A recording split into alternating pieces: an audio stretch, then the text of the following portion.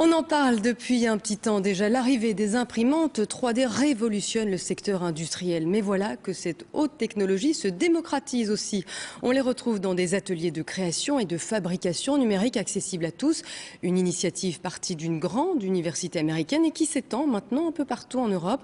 En Belgique, il en existe plusieurs en Flandre et à Bruxelles. Et le premier ouvre ses portes aujourd'hui en Wallonie, à Liège précisément. Sophie Lahaye et Perrine Willam.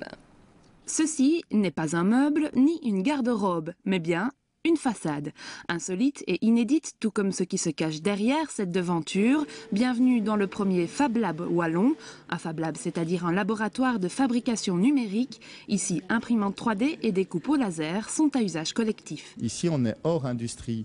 Donc on peut, dans un Fab Lab, faire un marché d'une personne. Vous avez un besoin, on peut y répondre. Et en plus, si vous avez des compétences, on peut les partager. Parce qu'ici, dans le laboratoire, nous n'avons certainement pas toutes les compétences. Donc ce lieu est fréquenté aussi par des ingénieurs, des programmeurs qui apportent leurs connaissances, compétences. Partager ses compétences, c'est aussi le but des formations prévues dans l'atelier. Cet électronicien a créé sa propre imprimante 3D, un savoir-faire dont d'autres bénéficieront bientôt. On a prévu de faire une formation destinée aux enseignants et aux animateurs où on va proposer sur un module de 3 jours de construire sa propre imprimante 3D, avoir une formation sur les logiciels de 3D et son fonctionnement, et ensuite repartir dans sa classe, dans sa maison de jeunes, peu importe, avec la machine pour pouvoir partager et étendre les connaissances.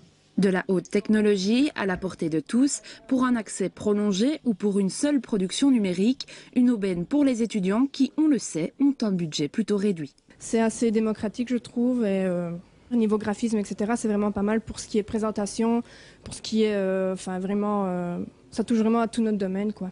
Et les domaines concernés par ces techniques de pointe, ils sont plus nombreux qu'on ne le croit. Renzo Salvador est luthier, un art ancestral qui pourrait aussi profiter de ces nouvelles machines. Alors ici, nous avons une table d'harmonie d'un luth baroque, dans laquelle on a sculpté une rosette qui traditionnellement doit être sculptée dans la masse de la table, ce qui prend un temps considérable. Ici, il faut compter au moins 4 jours de travail pour arriver à cette finesse. Et la découpe laser pourrait nous permettre de le faire sur une dizaine de minutes. Un gain de temps et d'argent, une philosophie de partage, bref, un bel exemple d'initiative innovante et intelligente.